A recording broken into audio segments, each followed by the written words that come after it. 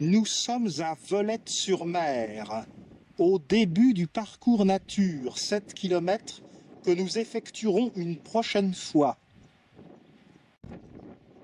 Aujourd'hui, par une belle journée de mai, un peu fraîche, cependant, nous allons gravir la falaise nord. De ce côté, nous sommes à Palluel.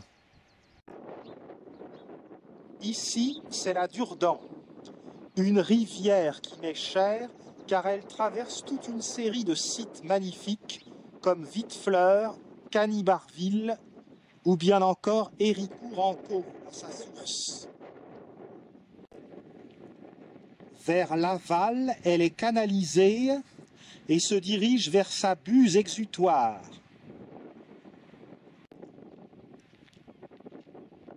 Les habitations proches du bord de mer à Palluel.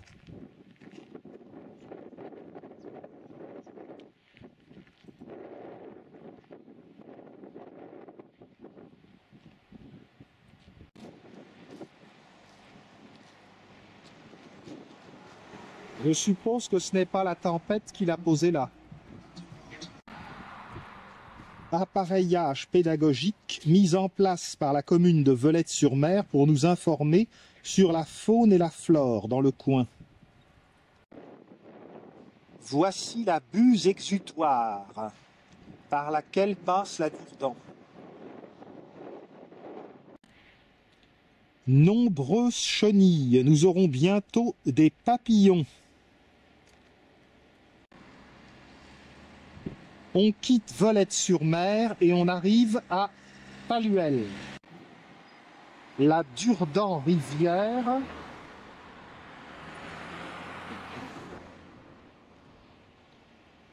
et la Durdan canalisée.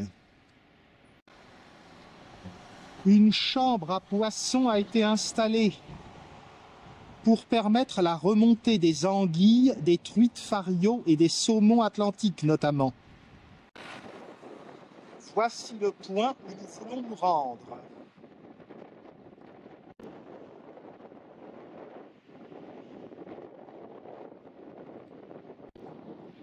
Les doux vallonnements de ma chère Normandie.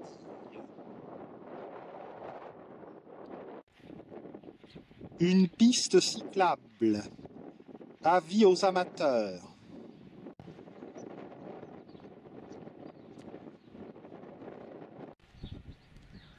Nous sommes sur le bon chemin.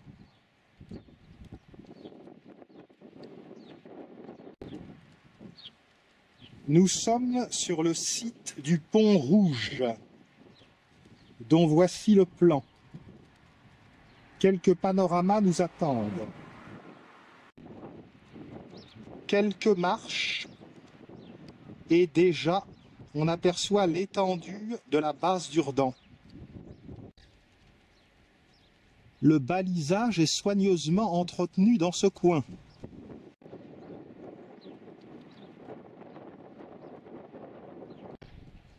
Pas de doute, nous sommes bien sur la côte d'Albâtre, de la Craie. En veux-tu, en voilà.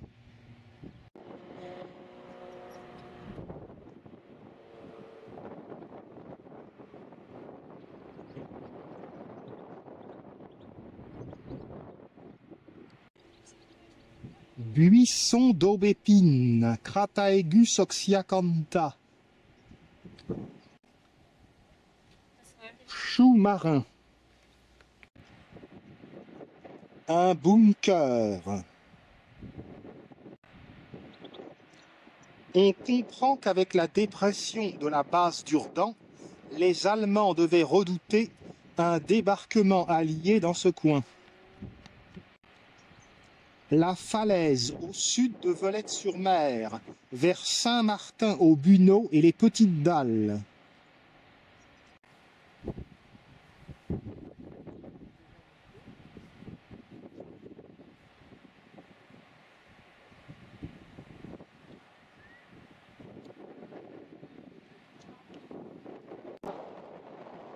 Comme Étretat, mais sans la foule du grand tourisme.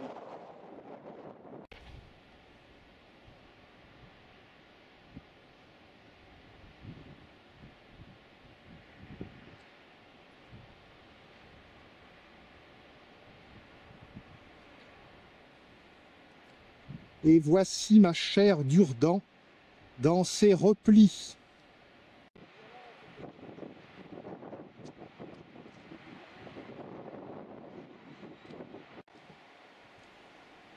On peut même visiter gratuitement d'anciens bunkers. Je n'irai pas jusqu'à dire merci Hitler quand même.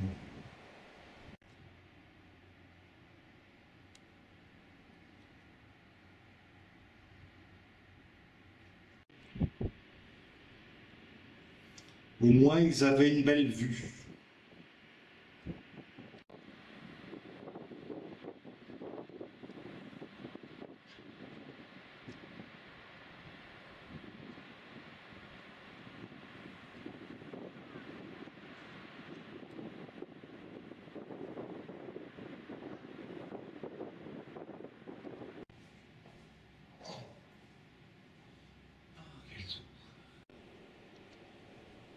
On poursuit sur le sentier fleuri. Aubépine.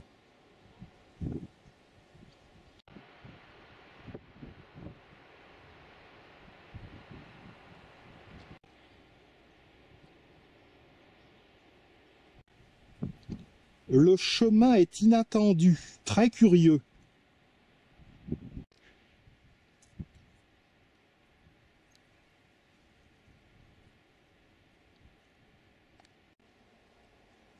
Du myosotis sur le chemin.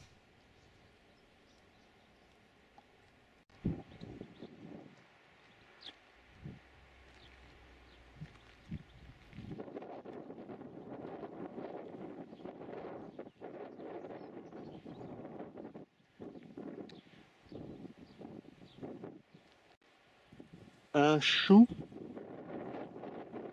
en fleurs.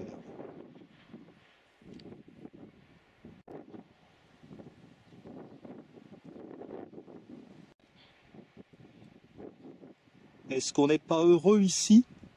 Exposition plein sud.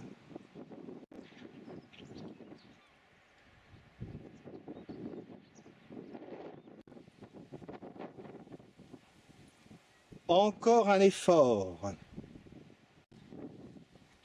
Des renonculacés boutons d'or dans leur simplicité.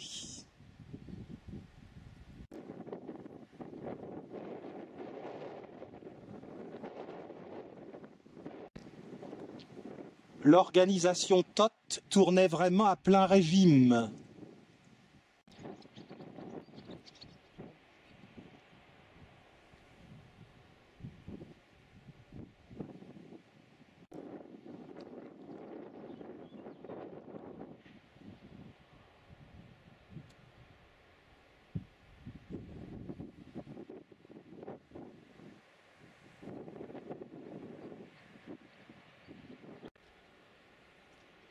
J'adore cette boucle. Ça me donne furieusement l'envie de faire le parcours nature de la basse vallée de la Durdan.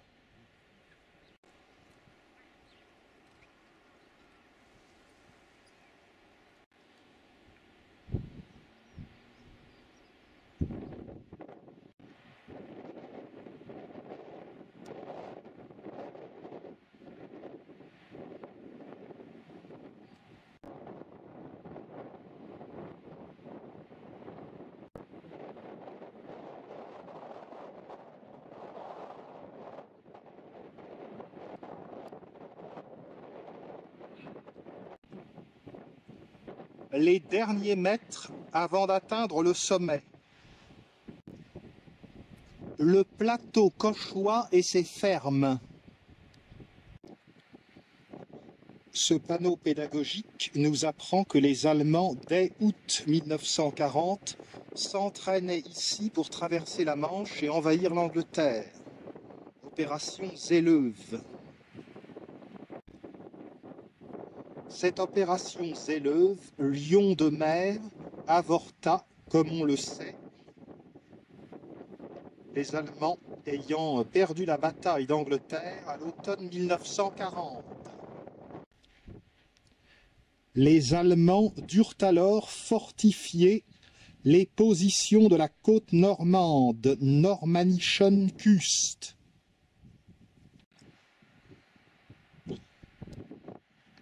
Rassurez-vous, ce n'est pas une vraie qu'ils ont oublié de démonter. Ce panneau représente les événements de la guerre en France. À gauche, l'invasion allemande et l'arrivée des Allemands notamment à Veulettes et à Palluel. Et à droite, août 1944, la libération du territoire. Mais il faut se souvenir qu'à l'été 1942, il y eut une tentative de débarquement à Dieppe, qui a échoué.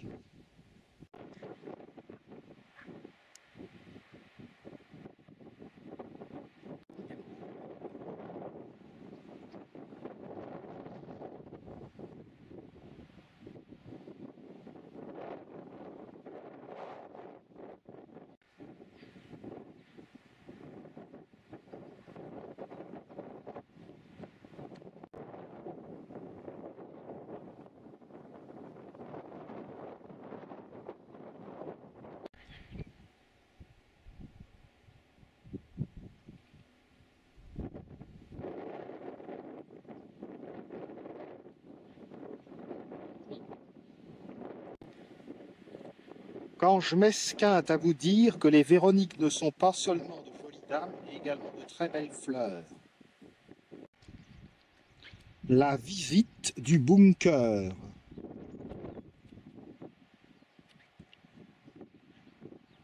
Et encore une animation pédagogique due à Adolf Hitler.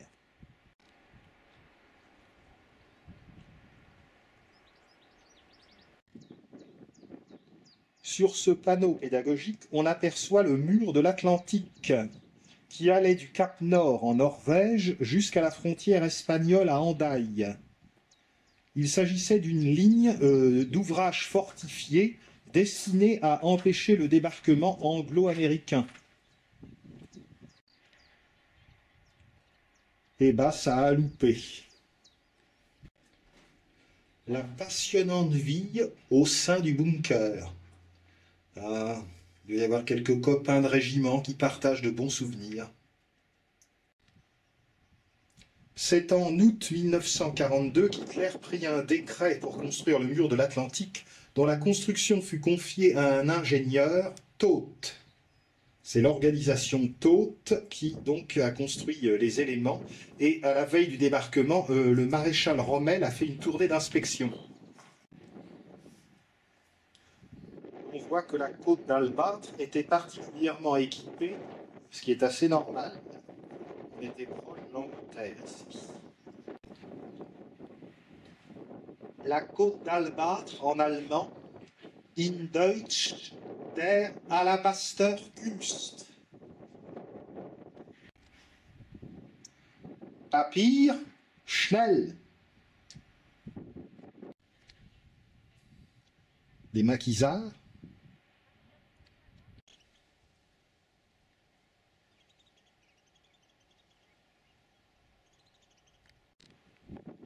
Un vrai déluge de renoncules.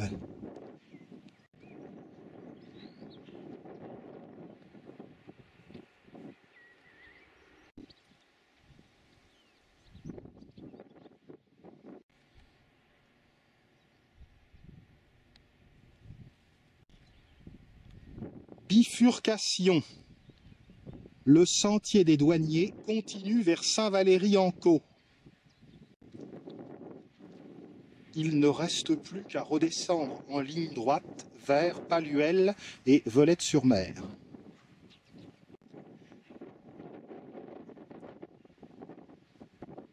Vers Saint-Valery-en-Caux. Encore un bunker. Et celui-ci bénéficie d'un éclairage qui ne doit pas être d'époque.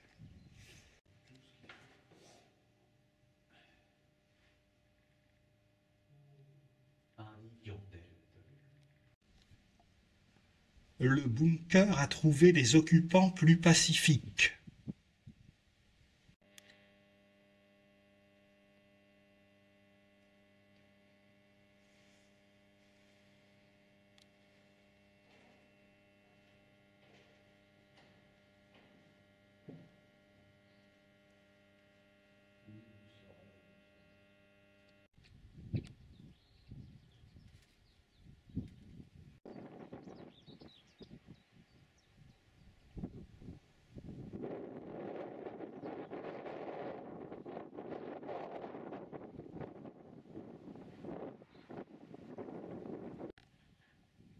Ortie blanche. Les bunkers se suivent et s'enchaînent. Rejoignons notre point de départ. Un chardon qui se balance au gré du vent. Ajon. Glycine.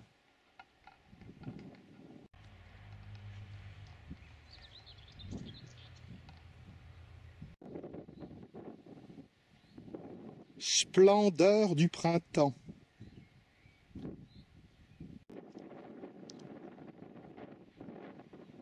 Avec la vue sublime sur la mer, est-ce que finalement Louis XIV n'aurait pas été jaloux?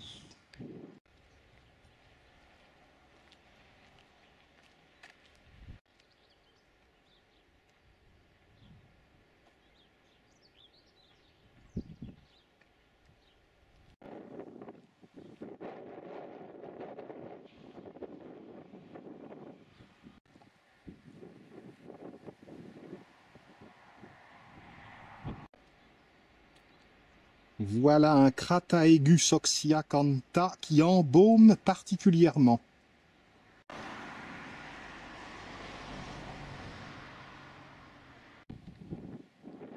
Consoude.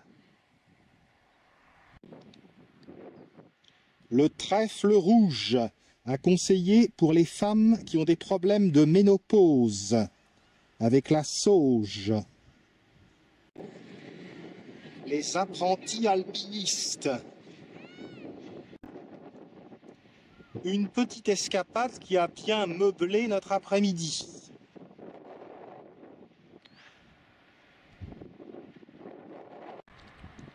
C'est le site du Pont Rouge et voici pourquoi.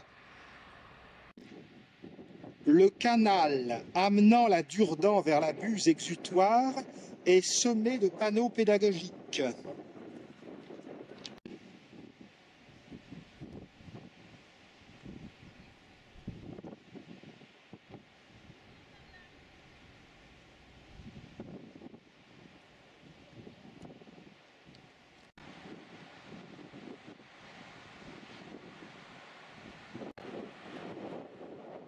Ici, la Durdan sort de la buse exutoire.